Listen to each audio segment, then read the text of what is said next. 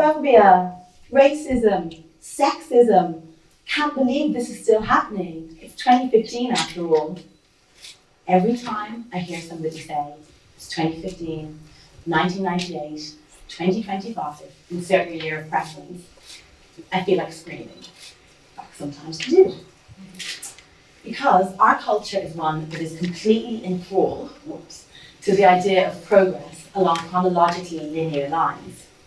We have been conditioned to believe that what presently exists is by its very nature superior to or more developed than its predecessors, and that it will continue to be surpassed by increasing developments.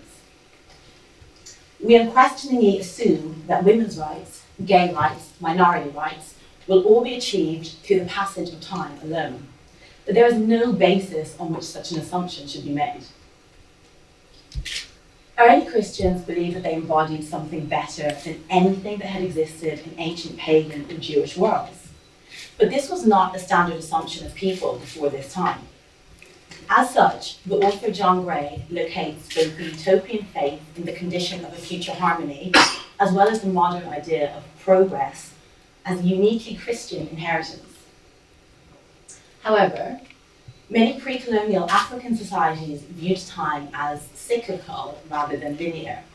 And this already provides something of an antidote to the fallacy of inescapable progress by virtue of the passage of time alone.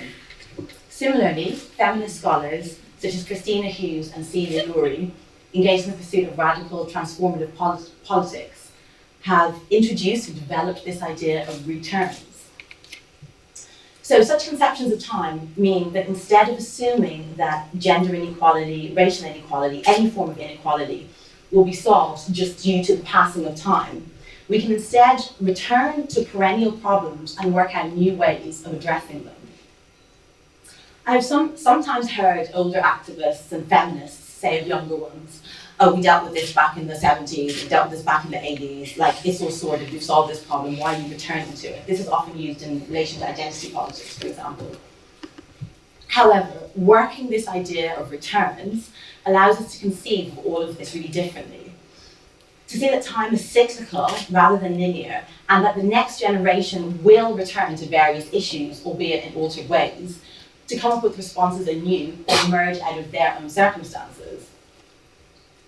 When we conceive of returns rather than progress, revisiting these issues can be read not as a failure of the past generation of feminists, nor as a failing on the part of this generation, but as an example of the way in which we revisit perennial questions that haunt the human condition, at least while humanity is organised according to the limited racial, gendered, and sexual identities that we inhabit today. So, this organisation of the world's population into binary and oppositional categories, black, white, man, woman, gay, straight, Muslim, Christian, citizen and foreigner, is the root of practically all conflict and oppression in today's world. But the relatively recent invention of these categories actually sounded a death knell for human freedom and joy. So any society that existed prior to the invention of these categories would be in many ways more advanced than we are now, more progressive. Our obsession with progress is terribly misleading. So my own doctoral research explores constructions of mixed race as a racial and social category. And mixed race provides a really useful illustration of ideas about linearity, progress, improvement, and utopia. Mixed race is generally presented to us as something new. Accordingly, it is very now to be mixed race. This is, however, completely ahistorical. There have always, since the beginning of humanity, been people who could be classified as mixed. It's just that the classification mixed race itself didn't exist. We might consider that while the inclusion of mixed race in the 2001 census in this country was celebrated by many as progressive, the equivalent category, mulatto, was removed from the 1920 US census. Various scholars have suggested that this was because black-white mixedness had such offensive connotations that people would be hard-pressed to identify as such. We must seriously question the claims that the existence of mixed people signals the end of racism. In fact, virtually impossible to produce any examples from anywhere in the world where this has ever happened. One only needs to consider the racial politics of the US, the Caribbean, Latin America, or South Africa, all with considerably large mixed-race populations, to see the fallacy of this claim. Why would the presence of mixed people in the UK suddenly prove a panacea for racism when it never has done historically? But because mixed race is presented as new, as of this generation, it is automatically interpreted as being demonstrative of progress. Let's look at gender inequality. So recent research indicates that our prehistoric forebears were likely far more advanced than us when it came to relations between men and women. A recent study conducted by anthropologists here at UCL has shown that in hunter-gatherer societies, men and women tend to have equal influence on where their group lives and on who they live with. These findings challenge the idea that sexual equality is a recent invention, suggesting that it has been the norm for humans for most of our evolutionary history. However, it has not been the norm in the Western European cultures, let's say, exported all over the world in recent centuries.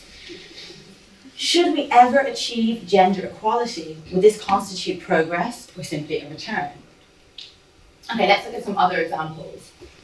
For instance, the Yoruba feminist scholar Oyeronke Oyewumi proposes that the transnational transfer of Western concepts of gender and subsequent gender roles by Western feminists, aid and development agencies often does little more than reproduce the patriarchal norms that feminism developed out of opposition to.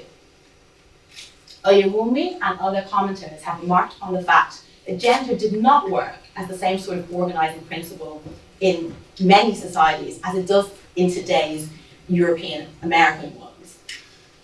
When we infer that African women's rights are playing catch up with those that we might enjoy, we might want to reconsider, for instance, Nigerian history and women's so-called traditional roles in that context. The gender division of the public and private sphere, in which women's movements are circumscribed within the domestic sphere, while men, by virtue of their anatomy alone, are the breadwinners, is not a universal one, particularly in southern Nigeria and amongst the Yoruba. Women historically had important positions in interregional trade and in markets, and as a result had independence. So let's think about sexual identities. In a recent interview, David Hockney said he's often asked about how hard it must have been to be gay in the 1960s. I'm going to curse as well, so bearing in mind the following talk. When people say, well, wasn't it amazing saying that you were gay in 1960? He replies, well, I lived in Bohemia, and Bohemia is a tolerant place. You can't have a smoke-free Bohemia, like nowadays with a smoking ban. You can't have a drug-free Bohemia. You can't have a drink-free Bohemia. Now they're all worried about their fucking curtains, sniffing curtains for tobacco and stuff like that. Bohemia was against the suburbs, and now the suburbs have taken over. So I ask, is this increased conservatism progress? Similarly, there is often the assumption that it is better to be gay and black now than it ever was before. However, talking about her recent biopic on the singer Bessie Smith, director Dabiri suggests black entertainers were actually freer with their expression 100 years ago than they are now. She cites artists, performers and singers such as Ma Rainey, Bessie Smith and Billie Holiday, whose lyrics were often quite openly gay in a way that very few performers are nowadays. But this was the result of the particular historical moment in which this was occurring. So it was post-emancipation, slavery had just been abolished, but things hadn't really changed a lot for black people. Most were still brutally poor, but for the first time, black people in America had freedom over who they loved and where they went. Accordingly, a distinctly black American queer subculture emerged during the 1920s and 1930s, leading to what might be seen as a more sexually free time than that which we currently inhabit. Okay. So, the next time you feel compelled to express your horror at one of the many forms of social inequality that shapes our modern existence, please don't declare it's 2015. Not only is it meaningless, but when we are made aware that racism, homophobia, and gender inequality are relatively recent inventions rather than the natural order of things as they are presented, This provides us with both the knowledge and the hope that things don't have to be this way, that it once was and can be otherwise. The assumption of chronological progress obscures the often liberatory ways of being that existed in the past, which in turn just might provide us with a blueprint for improved living in the future.